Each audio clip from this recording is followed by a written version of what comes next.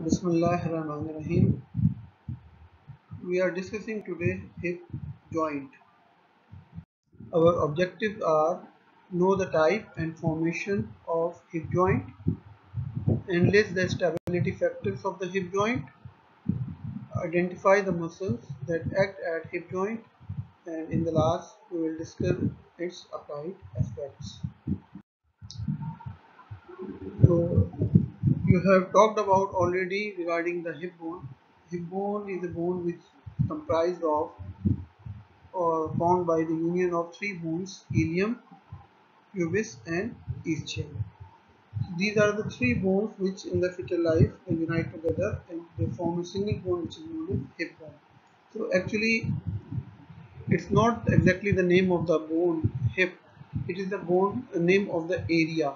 So the area where this bone or these three bones collectively present, so that area is actually hip. So we name this bone as hip, or it is also known as innominate bone. Innominate means no name. Why? Because it is the union of three bones in the fetal life, ilium, ischium and pubis, and by the union of this a single bone is found which is known as hip bone. And by the union of this we can see in the center a hemicircular structure or hemispherical structure which is known as acetabulum. So this acetabulum is actually one of the articular surface of hip joint, and it is formed by the union of ilium, ischium and pubis. And on the other hand, the other articular surface is our head of femur.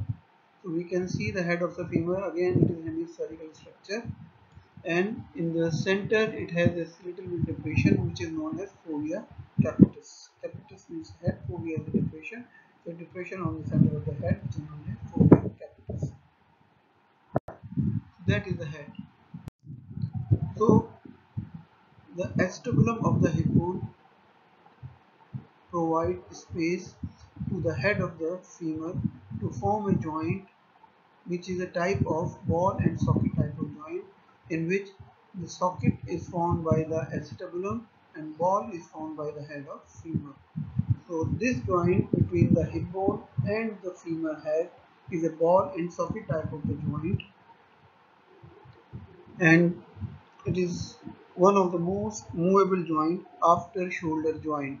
Shoulder joint is the most movable joint of the body, and the second most movable joint of the body is hip joint, and the type is ball and socket, and it is also a very strong joint because it has to transmit the weight of the lower limb to the upper body. So if we see the articular area of the hip bone, what we see a lunate shape or half moon shape structure. This lunate surface is the articular surface of the acetabulum of the hip bone to form hip joint, and its margins are reinforced or have a fibrocartilaginous ring-like structure that is known as acetabular labrum. The same way we have glenoid labrum in our shoulder joint. So this acetabulum labrum is present over here. It actually deepens the acetabular surface up to 10% more. So this hemisphere is concavity is 10% more increased by the presence of this fibrocartilaginous ring, which is known as acetabular labrum. And in the center we have seen that we have lunate shaped articular surface of the head, and the margins of this lunate surface are connected by a ligament which is known as transverse acetabular ligament. And on the other side we can see the head of the femur. So head of the femur has in the center a depression which is known as fovea capitis, and this fovea capitis is for the attachment of a ligament which is known as ligamentum teres, or also known as ligament of the femoral head. It is known as ligamentum teres or ligament of the femoral head, which is attached to this fovea capitis. around the ligament we have synovial sleeve or synovial sheath. And also you can appreciate outside just on the inner side of the acetabulum, we can see this green structure. This green structure is the synovial membrane, which is lining the articular cavity. And what it do, it continuously secrete synovial fluid, which keep the joint mobile as well as make it lubricant always. So this is the synovial membrane on the head of the femur, and that is around the acetabulum. One more thing which is important here is that because of the presence of this transverse acetabular ligament, an opening is formed which is known as acetabular foramen. Through this foramen, the ligament of the head of femur is passing. You can see here.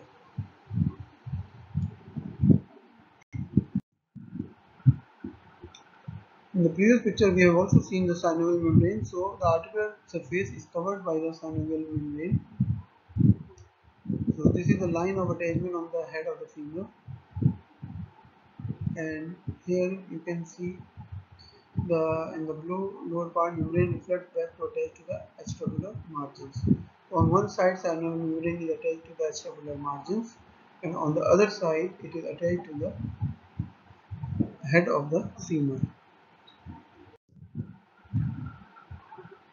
So after that synovial membrane, the joint is covered by a capsule, which is a fibrous tissue or fibrous connective tissue, which is completely encircle the joint. And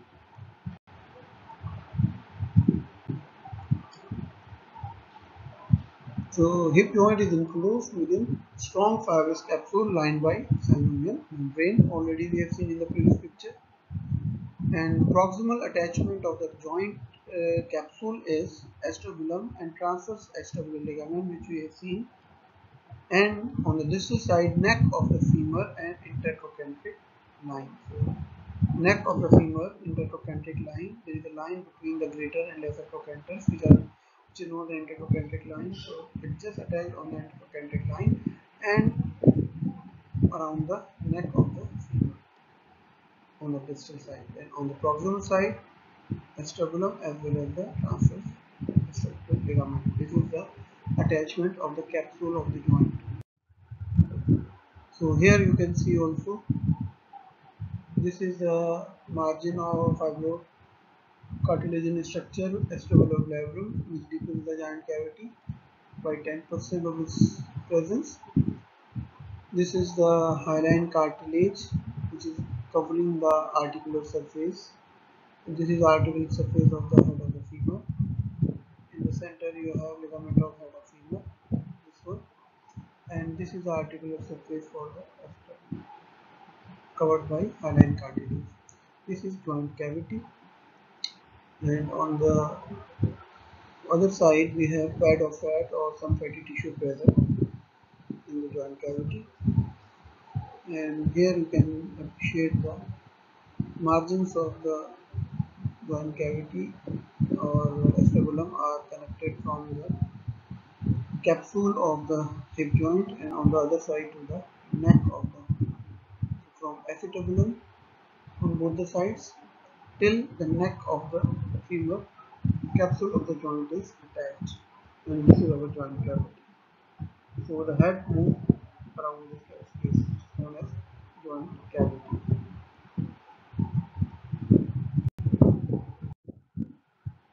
Here also we appreciate the pad of fat which we have seen in the previous picture also, covered by synovial membrane. This is the transverse acetabular ligament bridging acetabular notch and converting it into acetabular foramen. Through this ligament is passing, and this ligament passes and attaches to the fovea capitis, that is the head of the femur, and it containing an artery to the head of the femur, which is a branch of obturator artery. So this is our obturator artery and obturator foramen. So from here, a branch of obturator artery passes through this ligament and enters into the head of femur to supply the blood to the head of the femur. And this is the cut margin of the capsule of the hip joint. Here it is attached on the intertrochanteric line and neck of the femur, and this is the margin of the acetabulum, which is formed by acetabulum labrum, which is fibrocartilaginous structure, and that is the lunate surface of acetabulum to articulate with the head of the femur. Now there are three main ligaments which are extracapsular. Extracapsular means they are outside the capsule, and these are the ligaments which are responsible to give stability to the hip joint along with the uh, ball and socket variety of the joint, that half of the femur head uh, attached to the or go into the cavity of the sternum. So that is the stabilizing factor, the shape of the articulating surfaces, plus the ligaments which are extracapsular, they are also giving support to the hip joint. So we have three ligaments: pubofemoral ligament, iliofemoral ligament, and ischiofemoral ligament. Iliofemoral ligament, this one is a Y-shaped ligament, and it is the strongest ligament of the body. It is one of the strongest ligament of the body, which is connected in a Y-shaped manner on one proximally attached to the anterior inferior iliac spine of the hip bone, and on the other side it attached to the part of the greater trochanter and the intertrochanteric line area. That is iliofemoral ligament between the ilium, as anterior inferior iliac spine is the part of ilium, so iliofemoral ligament between the ilium and the neck of the femur. It is the strongest ligament located anteriorly to the joint, as you can see, and what it do, it prevents hyperextension of the joint. So if we extend our hip joint, so if we want to hyperextend it, it will prevent it. It will become taut, and it will prevent the hyperextension of the joint. The second ligament which we have is ischiofemoral ligament between the ischium and the femur. This is located posteriorly to the joint, and it is weakest out of these three: pubofemoral, iliofemoral, and ischiofemoral. Out of these two, ischiofemoral is the weakest ligament, and because it is located posteriorly, so it limits the medial rotation. So to a certain limit, we can medially rotate our leg with the at the hip, and when we want to do it more, it will taut. And the third ligament, which is between the pubic bone and the femur or femoral neck, is pubofemoral ligament, located anterior inferiorly to the joint, and it prevents over abduction of the hip joint. So if we are abducting our joint, so when we completely abduct the joint, this ligament will become taut and it prevents over abduction of the joint. So that is pubofemoral. So iliofemoral is the anterior ligament, the strongest ligament, prevent hyperextension. Pubofemoral is lying anterior inferiorly, and it prevents overabduction. And ischiofemoral lies posteriorly, and it prevents or limits medial rotation. So here you can see the pubofemoral ligament between the pubic part of the hip bone and the femoral neck. Iliofemoral ligament between the anterior spine and the neck, and between the trochanterus to the head of the femur. These are the two ligaments which we can see anteriorly and anterior inferiorly. And this is the posterior ligament, which is ischiofemoral ligament between the ischium and the femoral neck. And posteriorly we also see the iliofemoral ligament because it is twisting towards the other side. So these are the ligaments, three ligaments of the hip joint which are outside. So here you can see this is anterior part of the joint, this is posterior part of the joint, this is iliofemoral ligament, then posteriorly infrafemoral and ischiofemoral. So that's how they are attaching the head of the femur with the hip bone. So all these ligaments anteriorly, posteriorly and interinferiorly, these three ligaments hold this joint in their position, or it is one of the stabilizing factor of the joint, along with the presence of medial rotators and lateral rotators which are covering the joint from outside. Now we can see here the transverse section showing the head of the femur, neck of the femur, top and tail, and greater and lesser. We can see the hip bone area. This is the joint cavity inside, and we have this articular cartilage over here. This is acetabular labrum, which is deepening the cavity.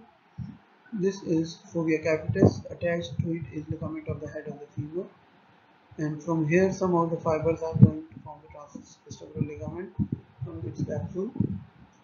And also this is the capsule of the joint, articular capsule.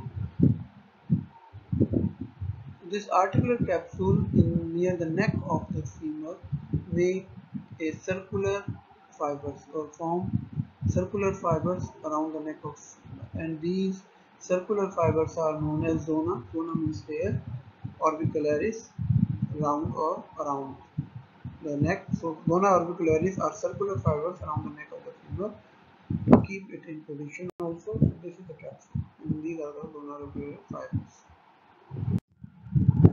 So there are two ligaments which are intracapsular. They are inside the capsule of the hip joint, but they are outside synovial membrane. That is ligament of the femoral head, which carries valgus to the head of the femur, and transverse acetabular ligament. It bridges the acetabular notch and converts it into a foramen, which is known as acetabular foramen. So here we can see this is transverse acetabular ligament, which is actually fibers are coming from the capsule, and this transverse acetabular ligament convert this notch into a opening which is known as a acetabular foramen. And the other ligament is the ligament for the head of the femur, or ligament anterior, which carries the branch of obturator artery to the head of the femur. These are the two ligaments which are intracapsular. Now we will talk about the movement. As we have talked about that this is one of the strongest joint of the body, and also a weight bearer joint, because all the weight of the lower limb transmit to the upper body through this joint. So it is stabilized by its shape of articulation plus ligaments surrounding it plus the muscles which are surrounding it. And also the presence of the muscles are not only in anterior, posterior, lateral, medial, but they are overlapping each other. As we can see here, this is the anterior part of the joint, this is the posterior part. So if we see here anteriorly we have flexors, and the flexors are also overlapped by abductors and medially rotators, as well as adductor on the other side. These are known as circular zones, which represent the position of functional group of this joint. So the arrows are showing the rotation of the joint around the hip bone. This is our hip bone. This is the head. So this the head is moving.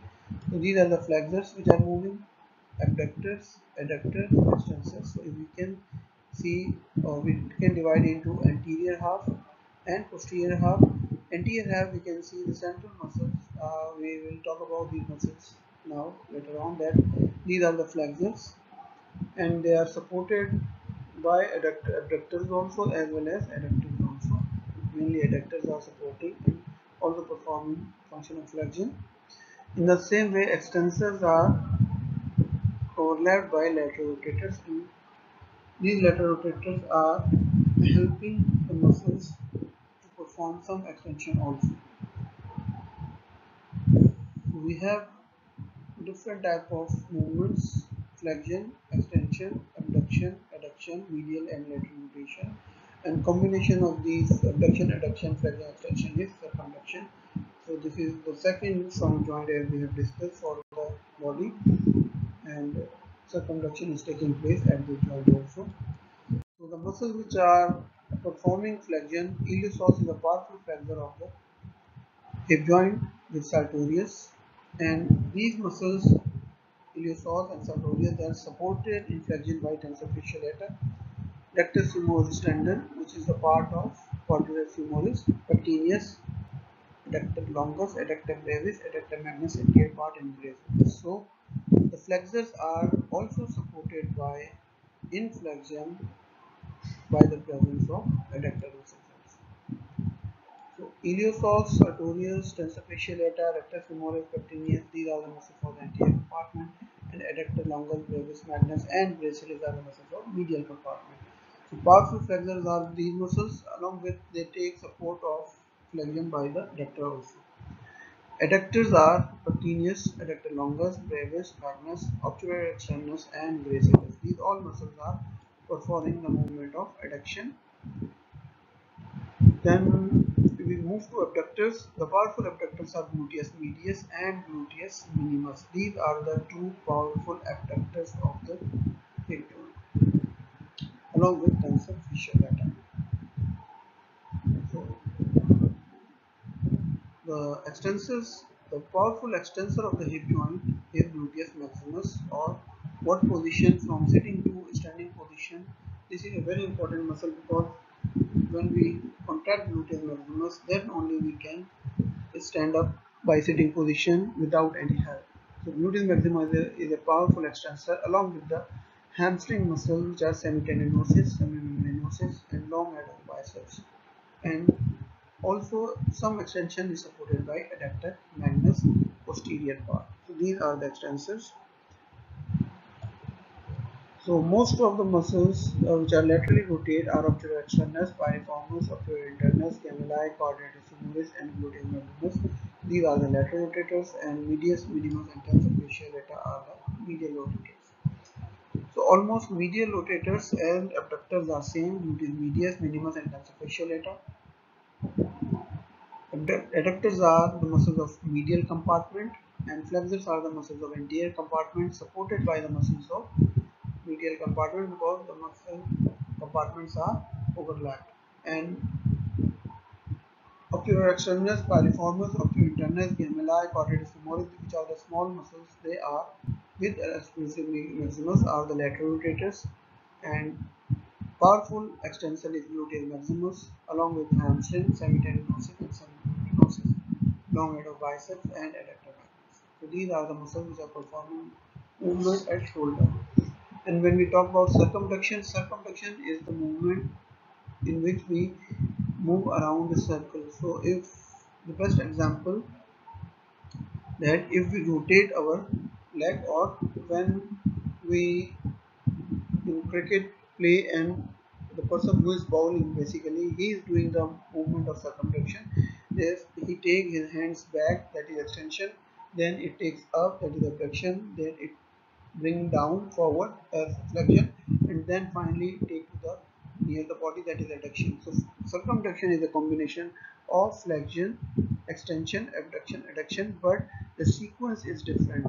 The sequence can be flexion, adduction, extension, and abduction, or extension, adduction, abduction, and flexion. Means that we cannot perform flexion and extension simultaneously or continuously in circumduction. After flexion, we have to do adduction or abduction to complete that circular movement. That is circumduction.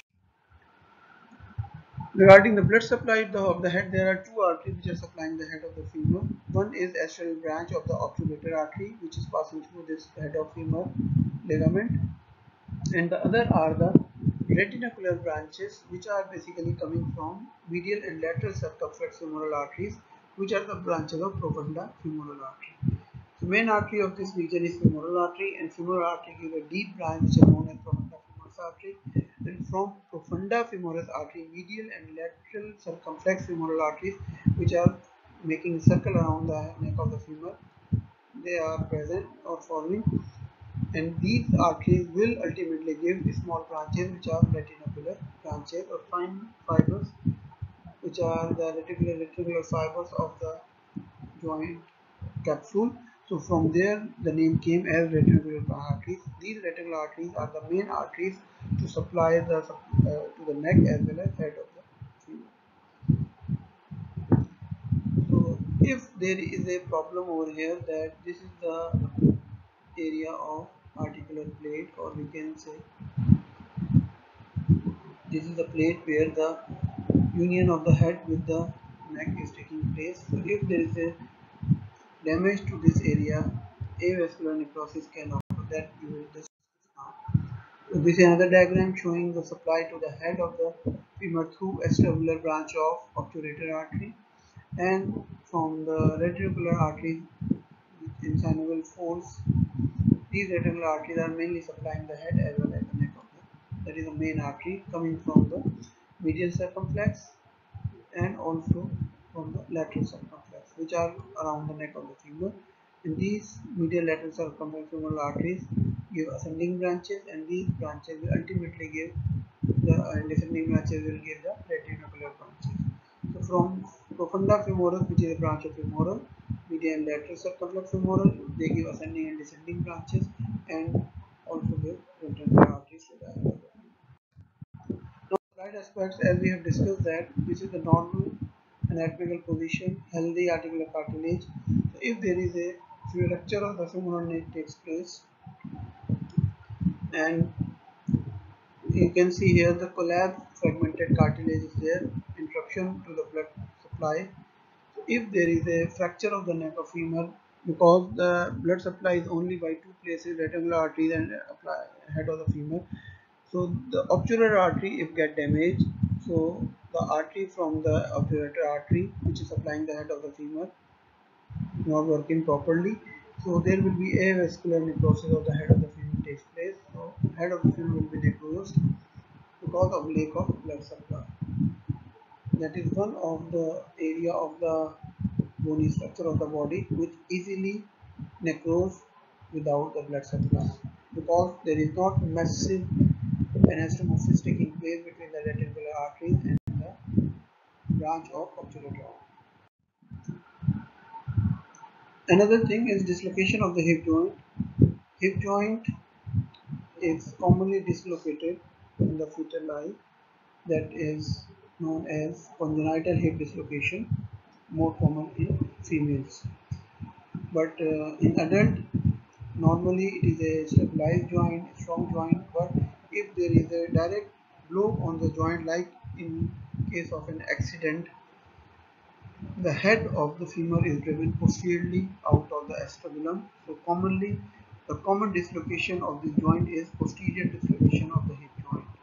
Anteriorly dislocated not easily, but posterior dislocation is common, because if there is a pressure from the anterior part exerts on your femur, the head will go back across or take its position out of the acetabulum and go back. So this is posterior dislocation of the hip joint, and it is surgically treated if it is a huge dislocation.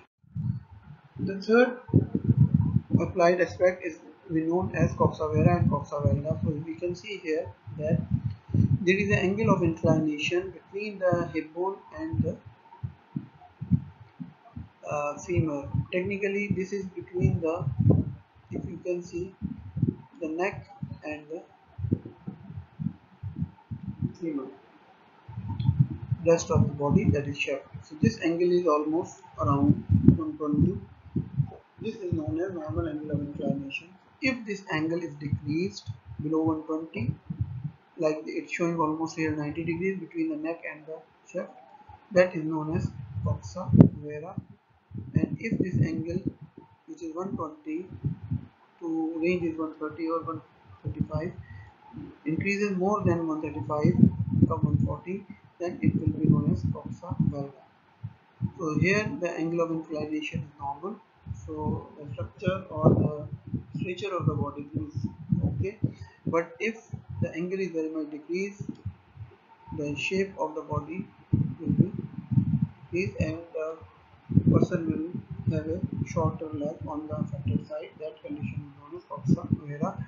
The angle of inclination is decreased below than 120, and if it is more than 135, it is known as coxa valga. So length of the bone will be increased in this case. So these are some applied aspects of the hip joint. If you have any question, please ask us.